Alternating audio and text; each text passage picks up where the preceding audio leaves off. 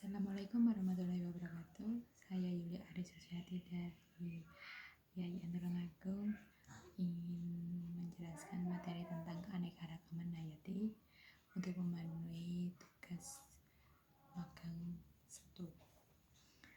Nah, keanekaragaman hayati dibagi menjadi 3, yaitu keanekaragaman hayati di Indonesia dan ancaman upaya pelestarian keanekaragaman hayati. Nah, tingkat keanekaragaman hayati dibagi menjadi 3, yaitu tingkat gen, jenis, dan ekosistem. Untuk keanekaragaman hayati di Indonesia sendiri dibagi menjadi 2, yaitu penyebaran keanekaragaman hayati dan fungsi manfaat keanekaragaman hayati. Nah, selanjutnya akan saya jelaskan mengenai keanekaragaman hayati tingkat gen. Keanekaragaman hayati tingkat gen merupakan keanekaragaman gen dalam satu spesies. Gen adalah faktor pembawa sifat suatu makhluk hidup. Setiap makhluk hidup dalam satu spesies memiliki jumlah kromosom yang sama. Namun dengan dasar geni yang sama, susunan gennya berbeda-beda. Misalnya, gen pada manusia menentukan bentuk rambut, hidung, mata, kulit, postur tubuh, dan sebagainya. Perubahan gen menyebabkan perubahan sifat, sehingga perbedaan gen menyebabkan terjadinya variasi dalam satu spesies. Contohnya adanya variasi pada bunga mawar. Nah, pada contoh terdapat bunga mawar yang berbeda-beda warnanya, tetapi itu adalah satu gen. Nah, ini ada yang berwarna pink sama oranye, warna putih, berwarna kuning, dan warnanya ada yang bercampur sama putih juga. Next, keanekaragaman hayati tingkat spesies. Keanekaragaman hayati tingkat spesies merupakan keanekaragaman hayati yang terjadi karena adanya variasi spesies di suatu tempat. Nah, dalam urutan taksonomi, variasi terletak pada satu tingkat di bawah spesies. Namun pada tingkatan yang lebih tinggi, keanekaragaman jenis dapat lebih mudah diamati. Contoh dalam satu golongan kelas Aves ditemukan sebagai jenis burung. Nah, pada contoh ada burung seperti unta. Burung unta ini termasuk Aves ya, dan penguin termasuk Aves juga. Next, yang terakhir adalah keanekaragaman hayati tingkat ekosistem. Keanekaragaman hayati tingkat ekosistem merupakan kesatuan yang dibentuk oleh adanya hubungan timbal balik antara makhluk hidup dengan lingkungannya. Setiap ekosistem memiliki ciri lingkungan fisik, kimia, tipe vegetasi, dan tipe hewan spesifik yang menyebabkan jenis makhluk hidup menjadi beragam. Terdapat 2 ekosistem, yaitu daratan dan ekosistem perairan. Ekosistem daratan terbagi menjadi bioma gurun, savana, tundra, taiga, hutan gugur, dan hutan hujan tropis. Nah, pada contohnya ada gambar di situ, ada gurun dan ekosistem lautan.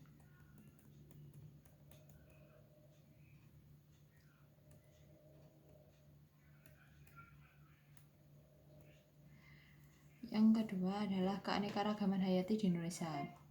Indonesia memiliki jumlah spesies endemik tertinggi di dunia. Hal ini disebabkan oleh karena banyak pulau yang terisolasi dalam waktu lama sehingga perlahan muncul spesies lokal yang unik disebut endemik. Satu adalah penyebaran flora. Flora Indonesia termasuk kawasan Malaysiana, meliputi Malaysia, Filipina, Indonesia, dan Papua Nugini. Menurut Welvan dan Sirk botanis dari Belanda, flora Malaysiana terbagi ke dalam flora daratan Sunda, Sahul, dan Tengah.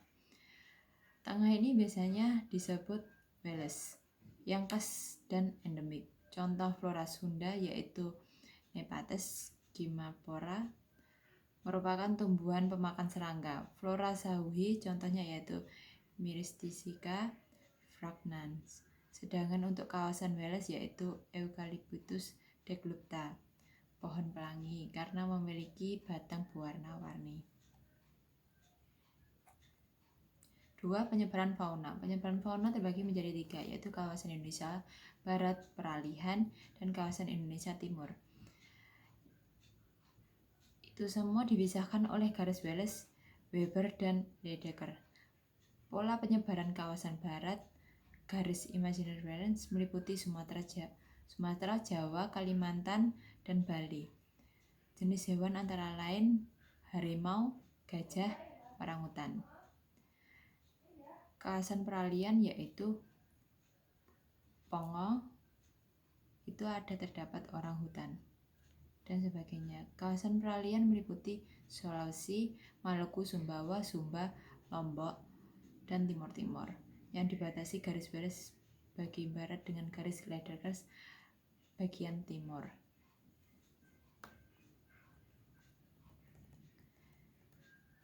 Dan yang terakhir adalah fungsi dan manfaat keanekaragaman hayati. Fungsi dan manfaat dari keanekaragaman hayati selain sebagai keseimbangan bentuk aliran energi juga memiliki manfaat lainnya, yaitu sebagai sumber pangan, sandang dan papan, sebagai sumber obat-obatan, sebagai bahan kosmetik, sebagai aspek budaya dan plasma nutfah. Ancaman dan upaya pelestarian keanekaragaman makhluk hidup. Banyaknya ancaman hilangnya keanekaragaman hayati di suatu wilayah akibat perubahan yang terjadi di lingkungan dan ulah manusia disebabkan oleh beberapa faktor, diantaranya adalah 1. Tegurnya habitat tumbuhan dan hewan. 2. Terjadinya pencemaran lingkungan. 3. Adanya perubahan iklim secara global. 2. Eksploitasi secara besar-besaran tanaman dan hewan.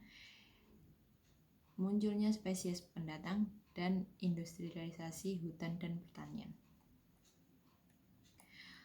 Menghilangnya keanekaragaman hayati secara perlahan mengakibatkan manfaat yang diperoleh manusia menjadi semakin sedikit. Penurunan ini dapat dilakukan upaya penjagaan dan melakukan pelestarian keanekaragaman hayati melalui konservasi in situ dan ex situ. Konservasi in situ merupakan usaha yang dilakukan dengan cara melestarikan di habitatnya asli. Sedangkan konservasi ex situ dilakukan dengan cara melestarikan di luar habitatnya asli. Nah, maksudnya konservasi in situ yaitu seperti habitat aslinya, pelestarian habitat aslinya. Jika harimau Sumatera berarti itu harus dari Sumatera begitu. Sedangkan konservasi ex situ pelestarian di luar habitatnya. Berarti jika harimau Sumatera bisa dibawa ke Jawa untuk dimasukkan ke dalam hewan yang dilindungi. Sekian dari materi yang saya berikan. Semoga bermanfaat. Wassalamualaikum warahmatullahi wabarakatuh.